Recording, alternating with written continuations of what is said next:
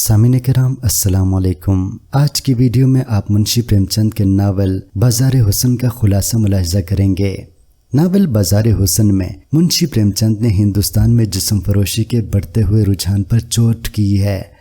پریم چند جہاں ہر اخلاقی اور معاشرتی برائی کے خلاف قلم اٹھایا، وہی جسم فروشی کے خلاف بھی بازار حسن کے نام سے ناول لکھ کر اس کی بہکانی میں اپنا کردار ادا کیا۔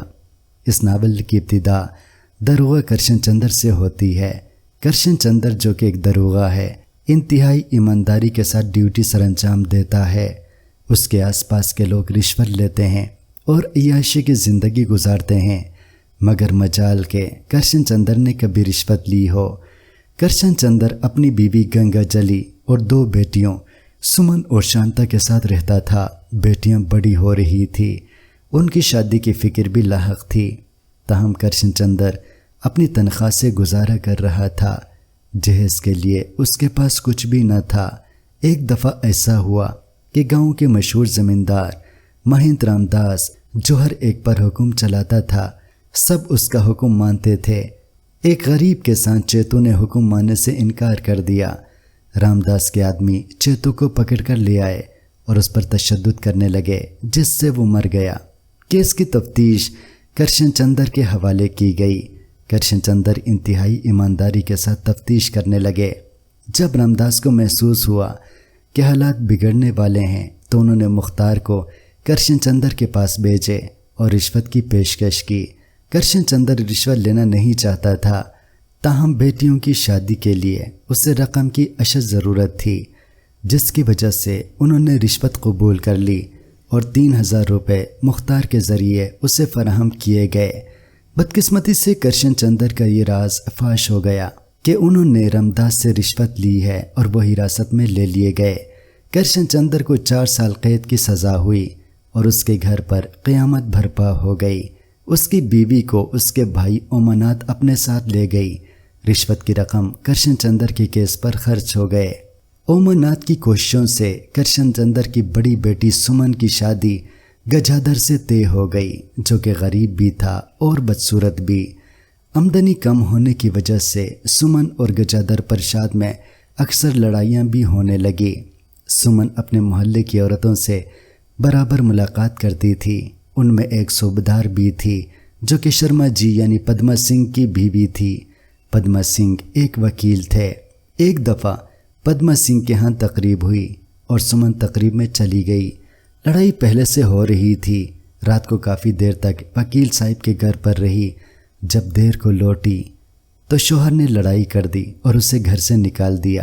سمن کا کوئی نہیں تھا جس کے پاس چلی جاتی۔ مجبور ہو کر وکیل صاحب یعنی پدم سنگھ کے گھر چلی گئی۔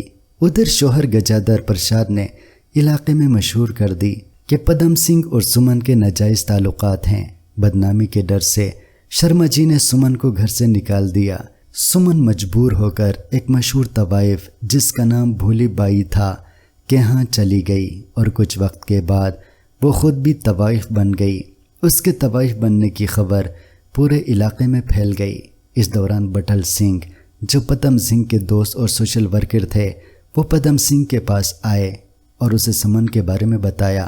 پدم سنگھ احساس ندامت کے ساتھ اعتراف کیا کہ اگر وہ سمن کو گھر سے نہ نکالتا تو وہ طوائف نہ بنتی، لہٰذا انہوں نے مل کر سمن کو اس غلاظت سے نکالنے کی ٹھان لی۔ دوسری طرف گجادھر پرشاد جوگی بن کر در بدر پھرنے لگا۔ پدم سنگھ کا بھتیجا سدن سمن کا عاشق بن گیا، لیکن وہ اس سے شادی نہیں کر سکتا تھا کیونکہ وہ ایک طوائف تھی۔ سمن کے والد کرشن چندر 4 سال بعد جیل سے رہا ہو کر اپنے سالے اوماناتھ کے گھر پہنچے تو اسے پتہ چلا کہ اس کی بیٹی سمن کی شادی ہو گئی ہے اور شانتا گھر پر ہے۔ اس دوران سدن اور پدم سنگھ گاؤں چلے گئے، جہاں پر سدن کا رشتہ سمن کی بہن شانتا سے طے ہو گئی۔ بڑے زور و شور کے ساتھ سدن اور شانتا کی شادی کی تیاریاں شروع ہوئی، لیکن عین شادی کے دن پتہ چلا کہ شانتا کی بہن سمن ایک طوائف ہے، جس کی وجہ سے سدن کے والد نے رشتے سے انکار کر دیا اور بارات لے کر واپس چلا گیا۔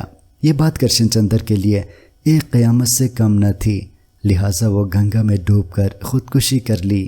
اس دوران پدم سنگھ اور بٹل داس کی کوششوں سے सुमन को कोठे से निकालकर आश्रम में पनाह दे दी गई, तहाँ वो अब भी बेसकूनी में मुब्तला थी। जब उसे पता चला कि उसकी वजह से उसकी बहन का रिश्ता भी टूट गया है तो उसे बेहद दुख हुआ। तवाइफों की इमदाद के लिए रिफाई कामों का सिलसिला चलता रहा। कुछ अरसे बाद शांता ने सदन को ख़त लिखा और उसका ख़त पाकर सदन अपने ख़ानदान को राज़ी करने में कामयाब हुए और वो शांता को आकर ले गए। इस दौरान सदन और सुमन की मुलाकात हो गई और आश्रम के हालात ख़राब होने की वजह से सुमन अपने बहनोई सदन और बहन शांता के साथ रहने लगी। कुछ ही अरसे बाद मालूम हुआ कि वो सदन और शांता के साथ नहीं रह सकती। रात की तारीकी में वो घर से निकल गई और अंधेरे में उसकी मुलाकात गजादर प्रसाद से हुई, जो एक झोंपड़ी में क़याम कर रहा था और जोगी बन चुका था। मुलाकात में सुमन ने उससे बताया कि वो अब अपनी ज़िंदगी दुखी इंसानियत के लिए वक्फ करना चाहती है। इस नावल का अख्तिताम इस बात पर होता है कि सदन और शांता के यहाँ बेटे की पैदाइश होती है और वो खुशहाल ज़िंदगी बसर करते हैं। सुमन यतीम खाने में बेसहारों की मदद कर रही होती है और तवाइफों को राह रास्त पर लाने की तहरीक कामयाब हो जाती है।